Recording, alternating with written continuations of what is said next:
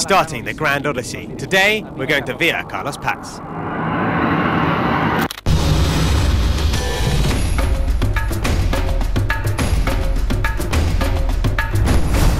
Is this the first upset of the Dakar? The defending champion stuck on the side of the road at kilometre 10. The question is, will he even finish day one?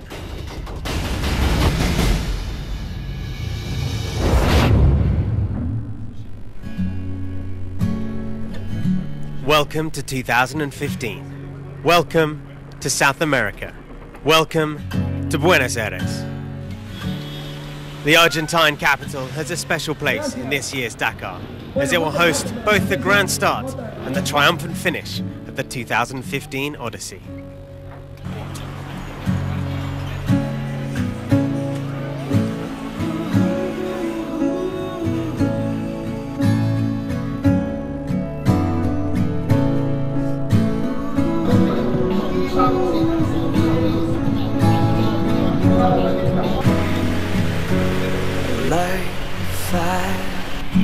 And wait here alone.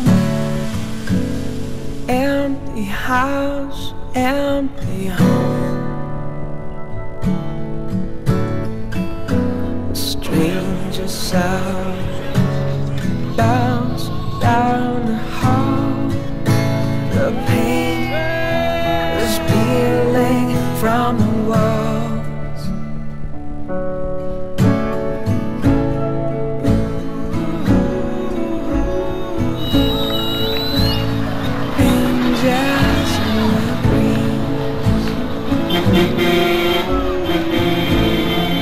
(9,308 kilometers) is our maximum total this year, spread over 13 stages that embrace and explore the extremes of Argentina, Chile and Bolivia.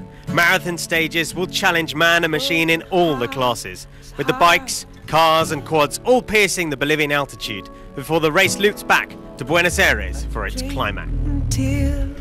It's a very demanding race that lasts 14 days in absolutely fabulous territories, but extremely difficult in very tough climate conditions. It really is the toughest race in the world, and this year again there will be the altitude issue. In the car race, for the first time the competitors will touch the sky, racing at 3,600 to 3,800 meters. The competitors will really have to adapt to the course. They will have to deal with the fact that one day it's very difficult, so they have to adapt and take it easy and be careful. And the next day it'll be a sprint and they need to attack. Every day is very different. The competitors need to adapt to the changes of rhythm. The individual performance is to finish such an event. Not necessarily to be well placed, but really to finish. It's a marathon event. Angels in the breeze.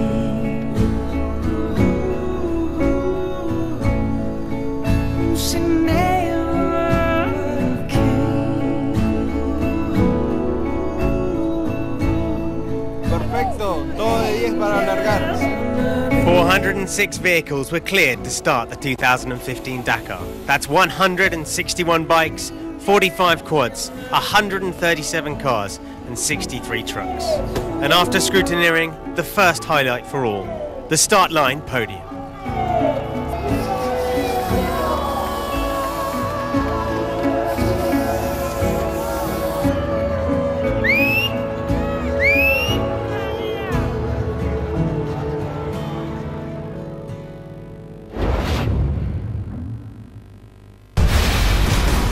"50 weeks ago, Coma was astride the podium in Valparaiso, but that means nothing in 2015.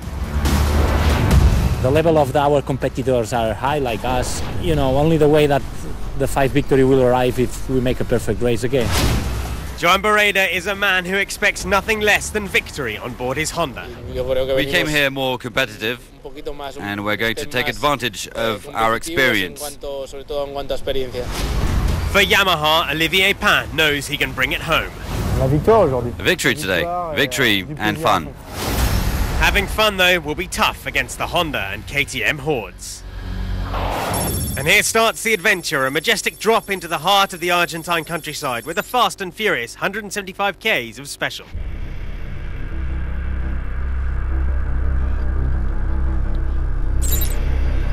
With the number one emblazoned once more on the front of his KTM, Mark Comer took to the opening stage to lead out the Odyssey.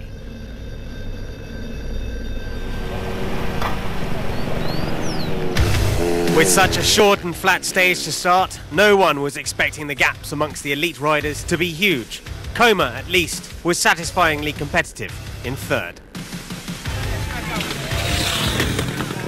He may be riding with the number two, but Joan Barreda suffered a disaster late in the 2014 rally that stopped his challenge in its tracks. The Honda has evolved once again, and the rider himself has matured, with the hope that the man and machine combination in red can surmount the extremes of the Dakar through all 14 stages. With the long game in mind, he all but matched the pace of Comer to come home fourth. The affable Frenchman on the Sherco is another out to live up to unfulfilled potential from last year. Duclos wrestled and roared the RTR 450 to a very encouraging fifth. If anyone has a recovery story to tell, it's this man, Jeremias Israel. He's finally healed after breaking his arms, but this mysterious pause before checkpoint 2 lost him valuable seconds. However, his finishing time of 6th, just over 2 minutes off the lead, is proof he's ready to spring an upset this year's adventure on his new factory Honda.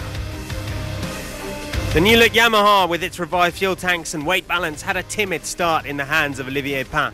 Perhaps he was too tentative as the test began, wary of the dappled light and rough but fast course. Pain lost over 3.5 minutes on day one. A good start. I tried to adapt to my road book because it's been a long time since I rode with it. That was my goal for today, but now I hope that I'm in the top 10 before the big stage, which will be really long tomorrow. Some solace for Pain can perhaps be found in the equally muted performance of Jordi Villadoms, the last to finish of the genuine candidates for victory. He has the experience of the bike that he lacked last year, and yet 14th place suggests something is not yet right as he re-engages with the Dakar's challenges. It was a short stage with not too many complications, except that the track was very fast and a bit risky with the water from rain of the last few days. But it's okay. I'm happy. I think we can have a good special tomorrow. Paulo Gonçalves never got into his stride a year ago, but today he tossed his hat into the ring as he went after the stage win. Slow to start but fast to finish, the Portuguese rider rose from his starting position of 7th to 2nd at the line, and he was the best Honda by nearly 90 seconds. 5 seconds ahead was this man, Sam Sunderland, the new recruit to the KTM factory team, won his 2nd stage ever in the Dakar. He was never headed during the opening day's unique challenge as he topped both the speed charts and the timesheets. Typically understated, he was reluctant to claim the win at stage's end until everyone had arrived, but it was to be his nonetheless.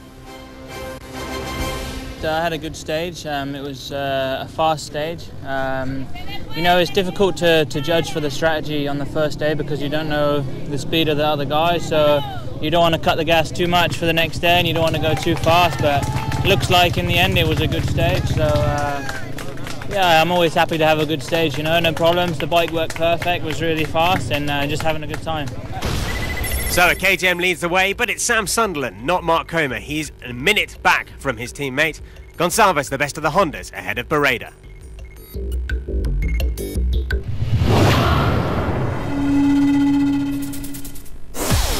Chile celebrated in style last year as home country hero Ignacio Casale brought his quad home to a commanding win, to the adoration of the crowd. Is he ready to make a repeat performance? I have more pressure this year, but I'm a lot more calm. I want to enjoy this Dakar and do an intelligent race. Every year I come with far more experience, and I believe that'll help in my quest to win again. Last year was navigation that cost Rafael Sonic a shot at Casale. This year the big Pole is hungry for another title fight.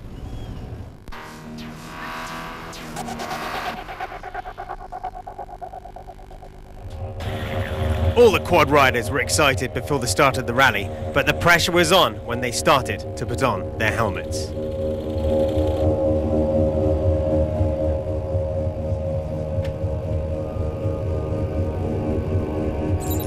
The winner last year, Ignacio Casale, was the first on the road, and it was he who set the pace. He didn't give anyone a chance, and his contenders were struggling to keep up. Rafał Sonik controlled his day, even if he lost 1 minute. The 48-year-old Polish rider has experience, and he'll be there at the end of the rally.